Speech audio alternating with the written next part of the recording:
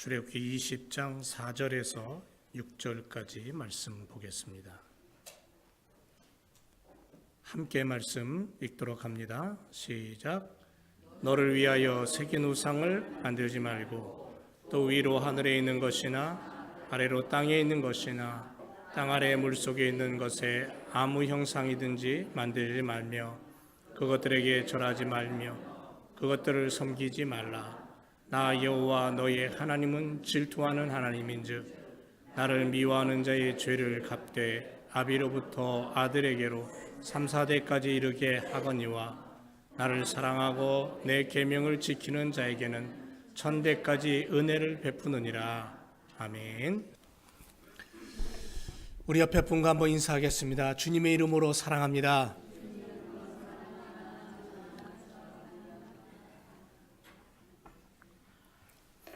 그리스도의 이름이 있는 사람은 그리스도의 이름으로 사랑할 수밖에 없고, 그리스도의 이름이 있는 사람들은 하나예요. 한 공동체, 한 하나님의 자녀인 줄 믿습니다. 그래서 서로 양보하고 서로 이해하고 서로 도와주고 서로 협력하고 함께 해야 되는 거예요. 바로 그것이 그리스도의 사람된 모습이라고 생각합니다. 오늘 말씀의 제목은 신해산 언약 10계명 네 번째 시간입니다.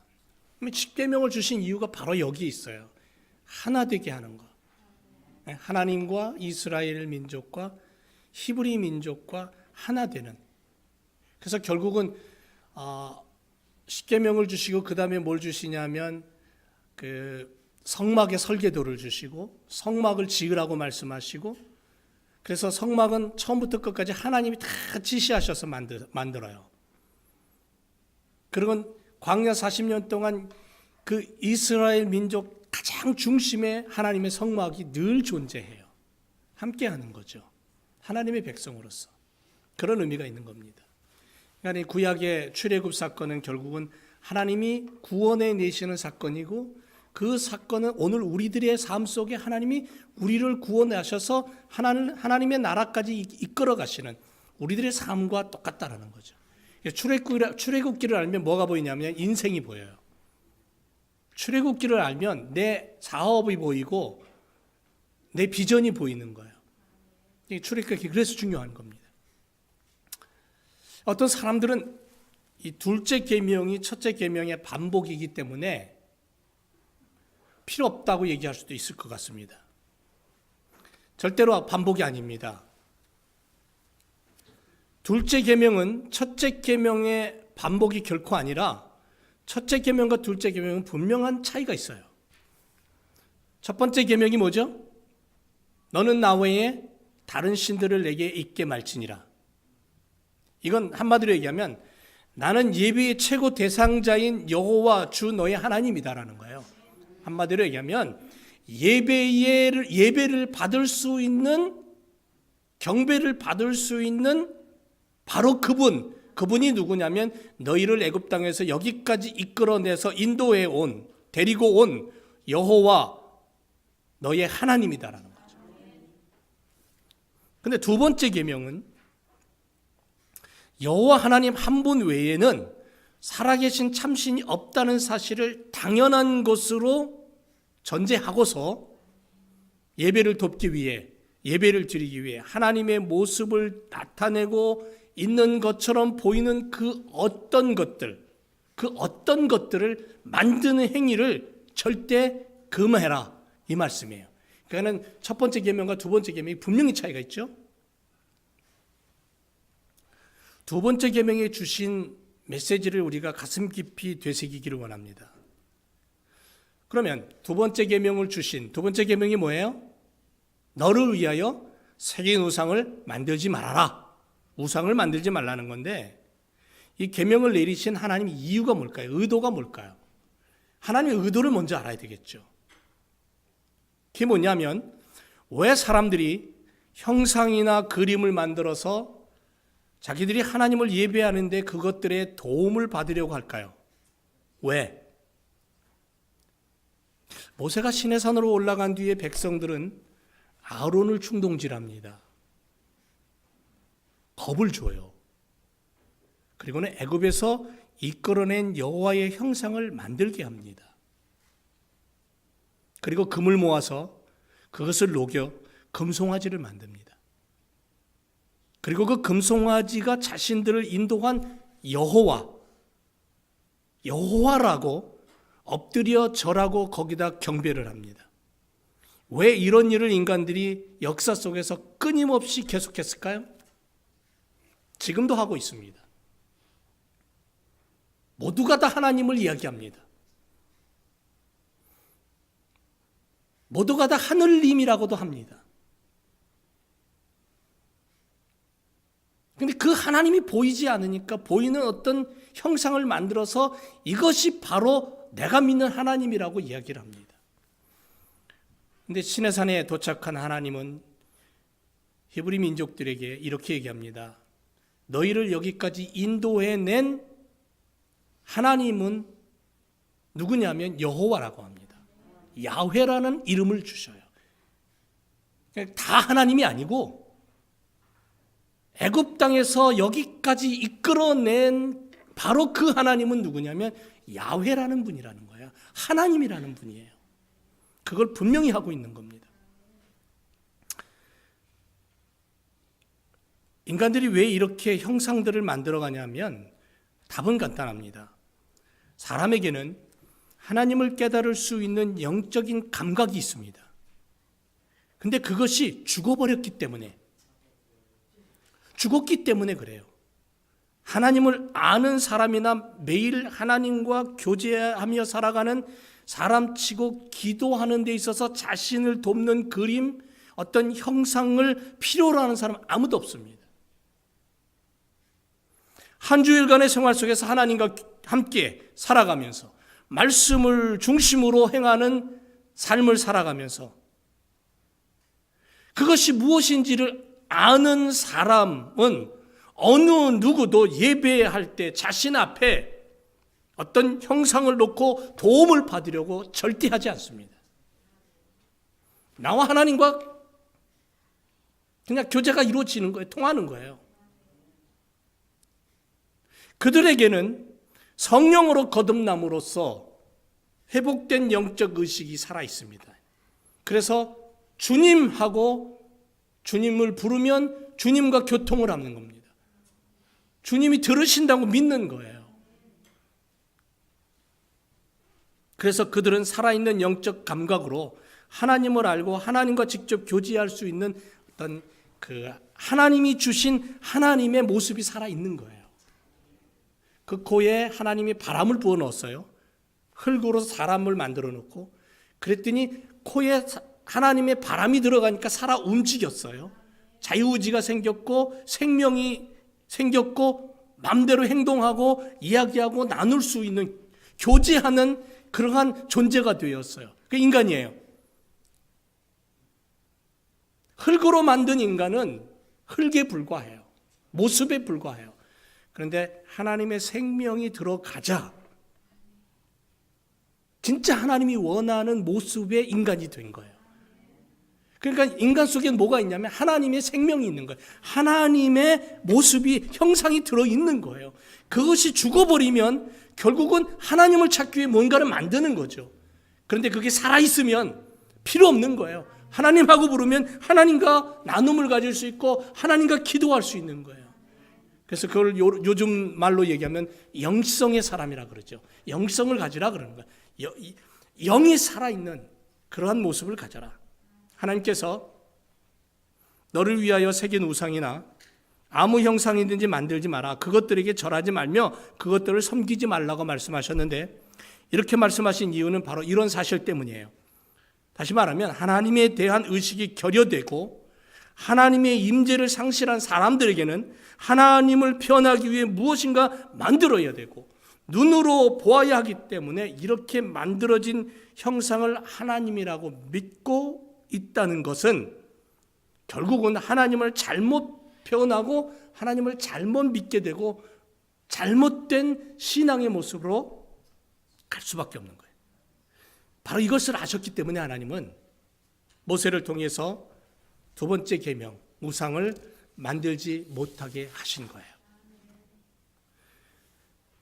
하나님은 첫째 계명에서 나는 네 하나님이니 나를 경배하라고 말씀하십니다. 두 번째 가서는 내가 직접 와라. 도움이 네가 내게 오는 데 있어서 도움이 될 어떤 것들이 너와 나 사이에 있다면 그건 필요 없는 거다. 두지 말아라. 네가 직접 나한테 오면 돼. 그 얘기를 하고 계시는 거예요. 하나님과 사람 사이에 직접적인 교통 외에는 어떤 것도 있어서는 안 된다라는 말씀이죠. 그래서 예수님께서 십자가에 죽으실 때 다 이뤘다 하고 예수님이 고개를 떨구시자 성소의 휘장이 둘로 갈라졌다 그랬어요. 그건 인간의 힘으로 찢을 수 있는 게 아니에요. 근데 그게 찢어졌어요. 뭘 말하냐면 하나님 스스로가 당신을 열으신 거예요. 오픈하신 거예요. 그리고는 내게 오라는 거죠. 직접 오라는 거예요. 무언가를 거치지 말아라. 예수님께서 십자가에 죽으실 때에 그렇게 능력이 나타난 그 모습을 우리가 보면서 예수님의 보혈을 의지하고 하나님 앞에 우리 스스로가 나아가 예배하고 찬양하고 하나님을 만날 수 있는 겁니다. 지금도 이 시간에도 여러분 한 사람 한 사람 인격을 가진 여러분 한 사람 한 사람이 주님 앞에 나와서 말씀을 듣지만 그 말씀이 하나님이 아니에요. 그 말씀을 통해 내 마음과 내 모습을 열고 하나님을 바라보고 하나님과 교통을 하는 거예요. 영이 교통을 하는 거예요. 하나님을 만나는 거예요. 그래서 예배 시간에 하나님을 만나는 거예요. 신령과 진정으로 하나님 앞에 나와 살아있는 모습이지만 나는 십자가에 죽었습니다라는 고백을 가지고 하나님을 바라볼 때 하나님을 만나는 거예요. 교통하는 거예요. 그게 예배예요.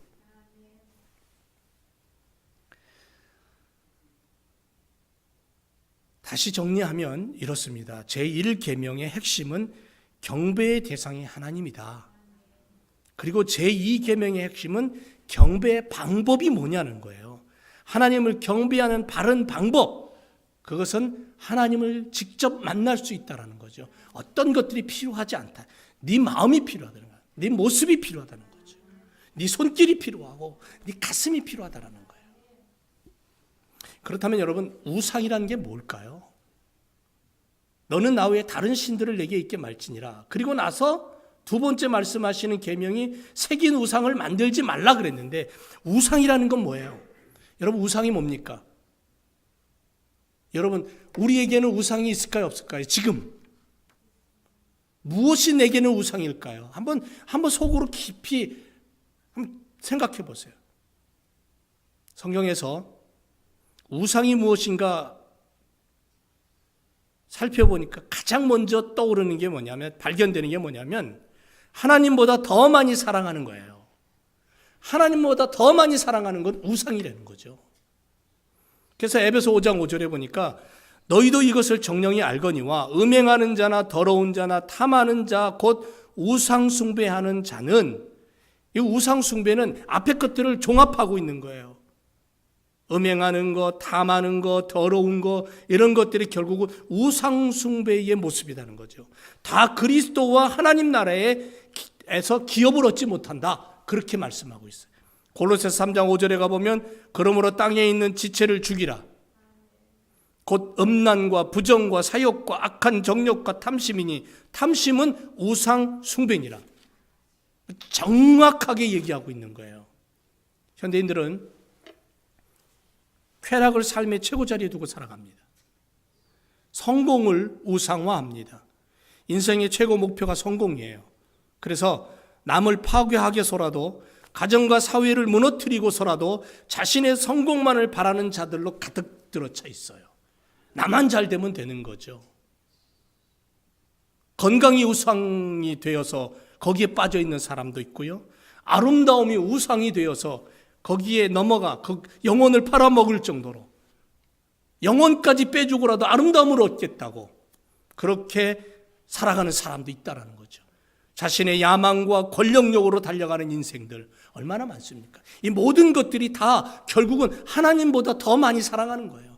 자신을 사랑하고 자신의 욕망을 사랑하고 자신의 모습을 사랑하고 그런데 성경은 그 모든 것들이 다 우상숭배가 이렇게 말하고 있는 거예요. 정확하게 얘기하고 있기 때문에 성경을 들여다보면 우리 자신을 들여다보고 깨달아야 되는 거죠. 시편 115편 4절에서 7절까지 뭐라고 되어 있냐면요. 저희 우상은 은과 금이요 사람의 수공물이라. 사람이 여러 가지를 만들잖아요. 입이 있어도 말하지 못하며, 눈이 있어도 보지 못하고, 귀가 있어도 듣지 못하고, 코가 있어도 맞지 못하고, 손이 있어도 만지지 못하고, 발이 있어도 걷지 못하고, 목구멍으로 소리도 못 내는데, 그것이 결국은 인간들에게 있어서는 우상이 된다는 거예요. 요즘 젊은이들 중에 핸드폰이 우상인 아이들이 있어요. 핸드폰을 손에서 뺏으면요, 막 경련을 일으켜요. 이거 없으면 죽는 거예요. 앞으로 우리의 시대는 이 정보화 시대지만은 컴퓨터, 인터넷, SNS 뭐 이런 것들이 종합되어 있는 시대에 살고 있어요. 오늘도 노트북이 말을 안 듣고 그러니까는 우리 찬양 못 하잖아요. 예? 찬송가는 있으니까 찬송가는 할 수 있어요. 근데 이 스크린에 비치는 거는 어느 교회를 가보면요, 요즘은요 성경책 아예 없어요. 그냥 교회 처음부터 끝까지 광고까지 소소한 것까지 다 스크린으로 비춰주니까. 근데 갑자기 전기 나가봐요. 갑자기 그냥 인터넷 셧다운 돼봐요. 아무것도 못해요. 요즘 웬만한 회사 전기 나가고 컴퓨터 셧다운 되면요 아무것도 못해요. 완전히 다 손드는 거예요. 이러한 시대에 살고 있는 우리들에게 있어 어쩌면 그런 것들이 우리의 삶과 우리의 인생과 우리의 영적인 모습을 다 빼앗아가는 어쩌면 우상이 될 수 있다는 거죠. 경고의 메시지예요, 하나님이.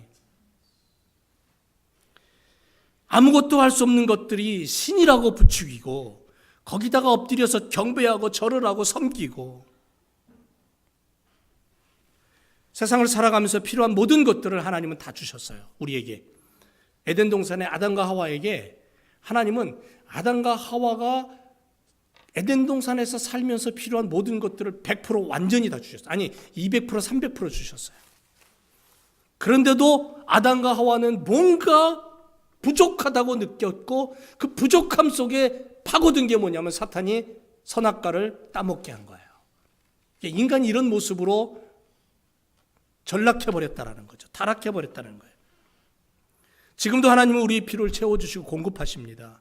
그런데 오히려 이러한 것들이 경배의 대상이 되는 거예요. 하나님이 주신 것인데 하나님보다 인격이 없는 물건이나 어떤 사물을 더 좋아하고 더 사랑하고 더 섬기고 그것이 곧 우상이 된다는 거예요. 그래서 성경은 우리에게 분명하게 경고합니다. 너를 위하여 새긴 우상을 만들지 말아라. 내게 있어서 하나님보다 더 사랑하는 것이 있다면 우리는 내려놓을 수 있는 용기가 필요한 거예요. 왜? 하나님 지금도 살아계셔요. 신의 산 앞에서 말씀하시던 그 하나님은 지금도 우리에게 말씀하고 계시기 때문에 여전히 이 말씀은 오늘날도 그대로 적용되는 거예요. 지금 우리 믿음의 사람들이 하나님의 자녀된 천국 백성들이 하나님의 자녀되고 천국 백성된 우리들이 하나님보다도 더 높이 두고 하나님보다도 더 사모하고 사랑하는 것이 무엇이 있는가를 다시 한번 우리 속에 들여다보면서 하나님 세상을 살다 보니까 때로는 내가 원하든 원치 않든 이것을 더 사랑하게 되고 이것을 더 추구하게 되고 어떤 것을 더 내가 거머쥐려고 욕심 부립니다.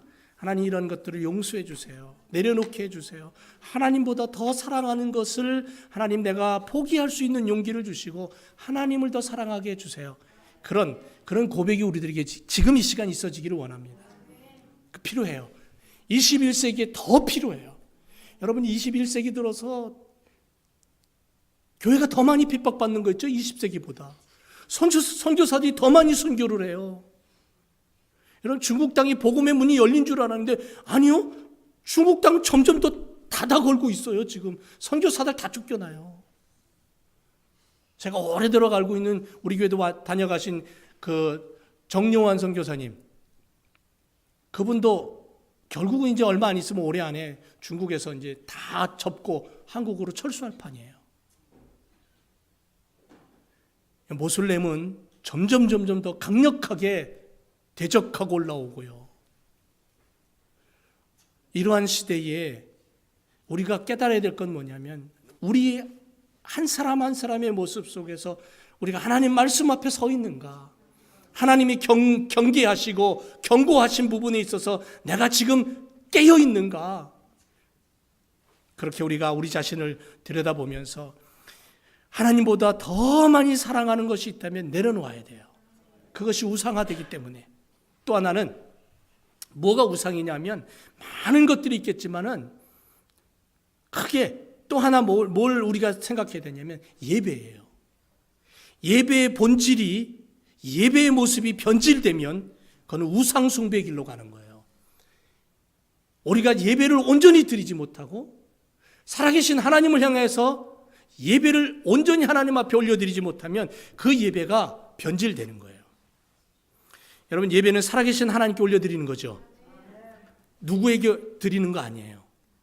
아무리 위대하고 능력 있는 사도 바울이 여기 서서 설교를 한다도 사도 바울에게 예배 드리는 거 아니에요. 오직 십자가에서 피 흘리신 예수님의 보혈을 의지하고 하나님 보좌 앞에 나가는 거예요. 참된 예배는 신령과 진정으로 예배의 중심에 하나님이 계셔야 되는 거예요. 여러분, 지금 우리 여기 앉아서 예배 드리지만 내가 지금 여기 앉아 있다 그래도 내 생각이 집에 두고 온 고구마 생각하고 있다면 그건 예배 드리는 거 아니잖아요. 내 생각이 지금 다른 곳에 가 있다면 지금 우리가 온전한 예배를 드리고 있느냐? 아니잖아요. 예배는 뭐예요? 하나님만을 바라보고 하나님 앞에 서 있는 거예요. 지금 하나님을 대면하기 위해서 내 생각이 자꾸 갈라져요. 인간이라는 게 정말 오묘한 존재라서 여기 앉아서 예배를 드려도 피곤하면 졸게 되고요. 예? 그리고 생각이 분산이 돼요. 자꾸 집중하려고 해도 생각이 분산되고 엉뚱한 생각이 나고 갑자기 왜 30년 동안 생각나지 않던 아무개가 생각이 납니까? 예배 시간에? 그러면 그냥 예배 시간은 전부 그 아무개로 끝나는 거예요. 그러니까 우리가 예배를 드릴 때에 내가 지금 예배의 자세가 어떠냐는 거죠. 수많은 생각과 수많은 모습들이 내 마음을 흔들어 놓고 내 생각을 흔들어 놓을 텐데 그거를 자꾸 끊어서 하나님께로 집중하고 하나님 앞에 예배드리고 말씀에 집중하는 그 시간이 돼야 돼요. 그거는 내가 노력하지 않으면 안 되잖아요. 그래서 하나님 앞에 어떻게 하든 예배드리려고 어떻게 하든 예배의 핵심이 무엇인가를 자꾸 되새기고 하나님 앞에 올려드리기 위해서 내 마음을 올려드리고 내 생각을 올려드리고 내 형편을 올려드리고 내가 받는 것보다 주님 앞에 드리는 거예요. 예배 드린다 그러잖아요. 우리의 마음을 드리고 우리의 시간을 드리고 우리의 정성을 드리고 그래서 온 마음 다해 경배와 찬양을 올려드리는 예배, 그게 진짜 예배예요. 그런 예배를 우리 드려야 되는 거예요. 그런데 우리는 예배 자리에 나오면 뭔가 받으려고 해요. 내 문제를 해결하려고만 해요. 나의 형편과 사정을 좀 알아달라고 땡깡 부려요. 어떤 도움이 생기기를 기대해요. 이거 잘못됐다는 게 아니에요. 필요해요. 우리의 삶이 너무 연약하고 힘들기 때문에 이민생활이 너무너무 복잡하기 때문에 필요해요. 그런데 그게 우선이 되면 예배가 아니라는 거죠. 드림의 정신, 섬김의 낮아짐과 감사의 정신과 감격의 모습, 구원의 은혜를 바라보고 온전히 하나님 앞에 나와 예배하는 것, 그것이 먼저가 되어야 된다는 거죠. 그게 우리들이 드려야 될 예배예요. 여러분, 우유가 변질되면 어떻게 됩니까? 썩어 냄새가 납니다. 우리는 그걸 먹을 수가 없어요. 음식이 부패하면 버립니다. 하나님의 입장에서도 우리가 드리는 예배가 변질되면 받지 못하셔요. 받고 싶어도 받지 못하셔요. 왜? 하나님 거룩하신 하나님이에요. 공의로우신 하나님이에요. 그렇기 때문에 우리의 탐심과 욕망으로 내 인생의 피로만을 위한 자리가 예배의 자리라면 하나님 그 예배를 받지 않으시는 거예요. 그래서 솔로몬이 지은 성전에 첫 예배를, 봉헌 예배를 드릴 때 하나님이 얼마나 좋으셨으면 하나님의 임재의 영광의 구름이 가득해서 감히 근처에 오지도 못할 정도로, 고개를 들지 못할 정도로 하나님의 임재가 가득했던 장소예요. 하나님의 능력과 영광이 있었는데 그 예루살렘 성전이 돌 위에 돌 하나도 남기지 않고 다 무너져 내렸어요. 지금 예루살렘에 가보세요. 달랑 성벽 하나 남았어요. 구멍이 뻥뻥뻥 뚫어지고 언제 무너질지 모르는 성벽 하나 남아있어요. 하나님은 변질된 예배의 자리에는 계시지 못하는 거예요. 왜? 거룩하시기 때문에, 공의로우시기 때문에. 그러니까 우리가 하나님 앞에 나올 때에 정말 변질되지 않는 그런 예배를 드리겠다는 마음을 먹고 나와야 돼요. 그래도 우리의 마음이 흔들리고 생각이 흔들리는데 대충 아이고 오늘 예배당 가서 시간 때우고 그 예배 마치면 야 오늘 또 맛있는 점심 나오겠지 그러고 왔다가는 그건 예배가 아니라는 거죠. 예배를 드리는 게 아니에요. 교회 놀러 오는 거지. 이런 말 제대로 못합니다. 어디 가서 어느 교회 가서 이런 설교 못해요. 그러면 돌 날라와요. 요즘은. 여러분 우리 교회는 할 수 있어요. 살아있는 예배, 변질되지 않는 예배, 정말 하나님이 섬기고 하나님을 바라보는 예배, 그런 예배의 자리가 오늘 우리 교회의 자리가 되어야 될 줄로 믿습니다. 결국 예배가 변질되고 예배의 참된 모습이 깨지면 사탄이 그곳에 함께하는 거예요. 사탄이 그걸 뺏어가는 거예요. 거머쥐는 거예요. 여러분 예를 들어볼까요? 이스라엘 백성들이 광야에서 하나님을 원망합니다. 모세를 원망합니다. 그때 하나님이 어떻게 하시냐면 불뱀을 보내요. 이 불뱀은 얼마나 맹독을 가지고 있냐면 물리면 3초 안에 죽는데요. 여기저기서 막 사람들이 뱀에게 물려서 막 죽어나가 자빠지는 거예요. 공포가 온 그 이스라엘 진영을 다 휩싸은 거예요. 모세가 그걸 보다 못해서 하나님 앞에 기도합니다. 하나님 용서해 주세요 하고.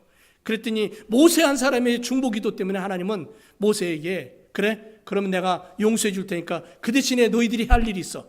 뭐냐면은 구리뱀을 만들어서 장대에 높이 달아라. 그리고 그것을 바라보면 살리라. 그 불뱀에게 물린 사람이 구리뱀 본다고 뭘 살아? 말도 안 돼. 그리고 안 바라보면 죽었고 바라보면 믿음을 가지고 바라보면 살았어요. 그런 사건이 민수기 21장에 나와요. 약 BC 1410년경이에요. 그런데 이 사건이 열왕기하 18장에 다시 나와요. BC 710년경이에요. 약 700년이 지난 후에 여전히 이스라엘 백성들은 뭘 했냐면 구리뱀을 섬기고 있었다는 거예요. 그것이 하나님인 양, 그것에다가 분향하고 예배하고 경배하고 마치 하나님의 은혜가 그 노뱀을 통해서 흘러나오는 것처럼 아마 처음에는 그냥 하나님의 은혜에 감사하여서 노뱀을 기념물로 보관했는지 모르지만 결국 그것이 우상숭배의 물건이 되었다라는 거예요. 진정한 예배가 드려지는 것이 아니라 우상 앞에 제사하는 꼴이 되었던 거죠. 그래서 어떤 교육적인 도구나 예술적인 작품이나 사람을 대할 때도 분명한 것은 하나님의 자리에 있어서는 안 된다는 거예요. 내 마음의 중심에 하나님이 계셔야지 내 마음의 중심에 어떤 다른 것이 올라와 앉아 있으면 그것이 곧 내 인생의 우상이 된다는 거예요. 예수님 마지막 세상 끝에 말씀하시면서 분명하게 우상 숭배를 경고하셨습니다. 마태복음 24장 15절에 보면 그러므로 너희가 선지자 다니엘이 말한 바 멸망에 가증한 것이 거룩한 것에 선 것을 보거든 세상 끝이 올 것이다 라고 그렇게 말씀하셨어요. 멸망에 가증한 것, 이 뭐냐면 우상 숭배의 모습을 가진 사탄입니다. 이러한 것들이 사탄이 다른 모습으로 위장하고 우리들 가운데 와서 하나님의 거룩한 성전을 탐하고 예배의 자리를 차지하고 결국은 세상 끝에 그가 하나님의 자리에 서서 하나님인 양 권세를 부린다는 거죠. 그 때가 오면 너희는 세상 끝이 온 줄 알라고 예수님 우리에게 경고하셨잖아요. 지금 21세기에 하나님이 계셔야 될 거룩한 자리에 다른 것들이 올라가 앉아 있는 모습을 우리는 흔히 볼 수 있습니다. 깨달아야 돼요. 예배를 온전히 말씀에 기초하여 십자가의 보혈의 주님을 의지하고 거룩하신 하나님 앞에 나가 예배하는 것이 필요한 때입니다. 사랑하는 제일교회 성도 여러분, 십자가에서 우리를 위해 죽으시고 부활하신 그리스도 예수를 만난 사람들, 우리들이죠. 나의 죄와 어두움, 수렁, 그 절망에서 건져내신 주님을 만나고 주님으로부터 숨쉬고 있는 삶을 사는 것이 바로 성도들의 삶인 줄로 믿습니다. 그러므로 주님 앞에 영광과 찬양과 존귀를 올려드리는 그러한 열망을 가지고 믿음으로 살아가야 되는 거예요. 그리고 그런 믿음으로 하나님 앞에 나와서 엎드릴 때 그게 예배가 되는 거예요. 그런 예배를 드리는 우리가 되어야 될 줄로 믿습니다. 성경을 많이 알고 성경을 수없이 외우고 성경의 지식이 뛰어나다고 예배 잘 드리고 하나님 잘 섬긴다? 물론 그럴 수 있죠. 가능성이 더 많겠죠. 그러나 그것이 앞서 있어서 내 마음을 채운다면 결국은 그것이 내게 우상이 되어 하나님을 바라보지 못하는 거예요. 진짜 하나님의 모습을 잃어버리는 거예요. 이게 머리만 커진 그러한 그리스도인은 머리만 가지고 살아가지 가슴이 없는 거예요. 하나님 앞에 나왔을 때 가슴을 열고 영혼을 열고 하나님 앞에 정말 빨가벗은 모습을 엎드려서 하나님 하고 하나님을 찾을 수 있어야 되잖아요. 그게 예배의 자리잖아요. 그래서 예수님이 마태복음 6장 33절에 뭐라고 말씀하시냐면 너희는 먼저 그의 나라와 그의 의를 구하라. 그리고 그 다음 말씀이 뭐냐면 그리하면 이 모든 것을 너희에게 더하시리라 그랬어요. 이 모든 것은 뭐냐면 우리 인생이 육신을 입고 살아가는 이 땅에서 필요한 모든 것들이에요. 그러니까 먼저 그 나라와 그 의를 구하면 그 다음 것은 주께서 알아서 해주신다는 거예요. 그걸 믿고 우리가 오늘도 먼저 하나님을 향한 예배, 그래서 예배를 드리고 예배당 문을 나갈 때는 하나님이 나를 만져주심에 감격하여 나갈 수 있어야 되는 거예요. 내가 오늘 예배를 드리면서 내가 하나님을 만났다. 하나님이 나를 만져주셨다. 하나님이 나를 터치하셨다라는 그 감격을 가지고 갈 수 있어야 되는 거예요. 그래서 이 땅을 살아갈 때에 사도 바울처럼 그런 고백으로 살아가는 거예요. 갈라디아서에 보니까 내가 그리스도와 함께 십자가에 못 박혔습니다. 이제는 내가 사는 것이 아니고 오직 내 안에 그리스도께서 사신 것입니다. 이제 내가 육체 가운데 사는 것은 나를 사랑하사 나를 위하여 자기 몸을 버리신 하나님의 아들을 믿는 믿음 안에서 사는 겁니다. 이런 고백으로 사는 그리스도인이 되어야 될 줄로 믿습니다. 자, 결론적으로 뭐라고 말씀하시냐면 너를 위하여 새긴 우상을 만들지 말라. 이 말씀에 순종하고 복을 누린 사람이 있는가 하면 이 말씀을 순종하지 않고 징벌을 받은 사람이 있는데 5절 말씀에서 분명하게 성경은 이렇게 말합니다. 절하지 말아라. 섬기지 말아라. 나는 질투하는 하나님이다 이래요. 참 놀라워요. 만들지 말고 절하지 말고 섬기지 말아라. 왜? 나는 질투하는 하나님이다.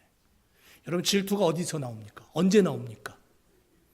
질투가 언제 나와요? 여자분들이 잘 알죠. 질투가 언제 나옵니까? 예? 쉬운 예로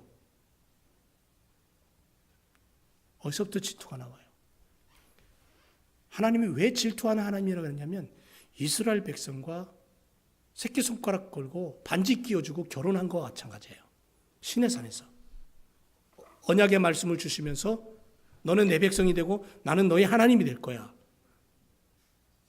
그렇게 언약관계 속에서 결혼한 부부처럼 한 가정을 만든 거예요. 하나님의 가족을 만든 거예요.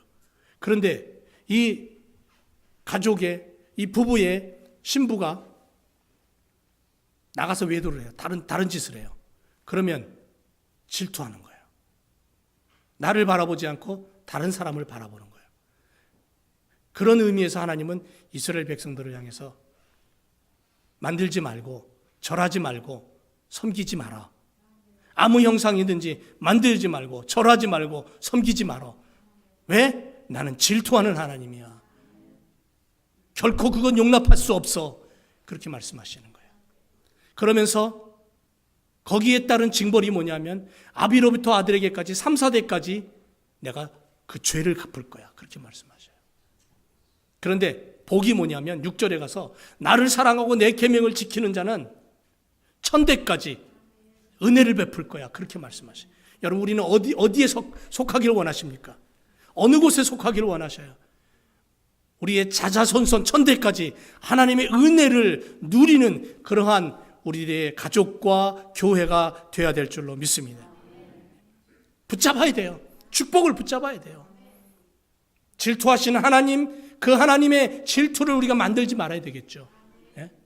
그래서 정말 하나님의 은혜로 살아가는, 하나님의 축복을 누리며 살아가는 그러한 믿음의 삶이 되어야 될 줄로 믿습니다. 하나님을 사랑하는 것은 이것이니 요한 1서 5장에 이렇게 말합니다. 하나님을 사랑하는 것이 뭐냐? 그의 계명을 지키는 것이다. 그런데 그의 계명은 무거운 것이 아니다. 사랑하는 사람을 향해서는 당연히 그렇게 하게 돼 있어요. 수고도 하게 되고 섬김도 하게 되고 나누게도 되고 베풀게도 되고 헌신하게도 되고, 심지어는 사랑 때문에 목숨까지 주는 거잖아요. 그러니까 우리가 하나님을 그렇게 사랑하고 그 하나님을 향하여 예비하며 그 하나님을 섬기고 나아갈 때에, 하나님을 우선순위에 두고 우리가 살아갈 때에 결국은 우리는 10계명 중에 두 번째 계명인 새긴 우상을 만들지 말라 하는 이 말씀을 우리가 우리의 삶 스스로가 실천하며 사는 거예요. 하나님 기뻐하시는 거죠. 하나님 복 주시는 거예요. 약속하셨기 때문에 나를 사랑하고 내 계명을 지키는 자에게 어디까지? 1000대까지 은혜를 베풀겠다 하셨어요. 그 말씀 그대로 믿고 오늘 우리 교회가 그렇게 실천하고 우리 가족이 그렇게 실천하고 우리의 엄마 아빠와 자녀들이 그렇게 실천해서 하나님의 복을 1000대까지 누리는 그런 믿음의 삶을 살아가시기를 주님의 이름으로 축원을 드립니다. 기도하겠습니다. 하나님 감사합니다. 사랑은 수고로 하지 않습니다. 사랑하면 그 사랑 때문에 아까운 것이 없습니다. 사랑하기 때문에 사랑하는 이의 말씀을 자원하는 마음으로 순종합니다. 사랑하는 사람의 관심, 오직 사랑하는 그분에게만 초점을 맞추고 살아갑니다. 하나님, 오늘 주신 말씀, 나 외에 다른 신을 내게 있게 말지니라. 새긴 우상을 만들지 말아라. 아무 형상이든지 만들지 말고 절하지 말고 섬기지 말아라. 나는 질투하는 하나님이다. 우리가 이 말씀을 기억하고 하나님보다 더 사랑하는 것을 두지 않게 하시며 온전한 예배를 통하여 하나님 우선순위로 살아갈 때에 나를 사랑하고 내 계명을 지키는 자에게 1000대까지 은혜를 베푸시겠다고 약속하신 그 약속의 말씀이 우리 교회 속에, 우리 가정 속에, 자녀 속에, 부모 속에 하나님 넘치도록 쏟아나도록 하나님 허락되는 믿음의 삶이 되게 하여 주옵소서. 주께 감사드리며 예수님 이름으로 기도드립니다. 아멘.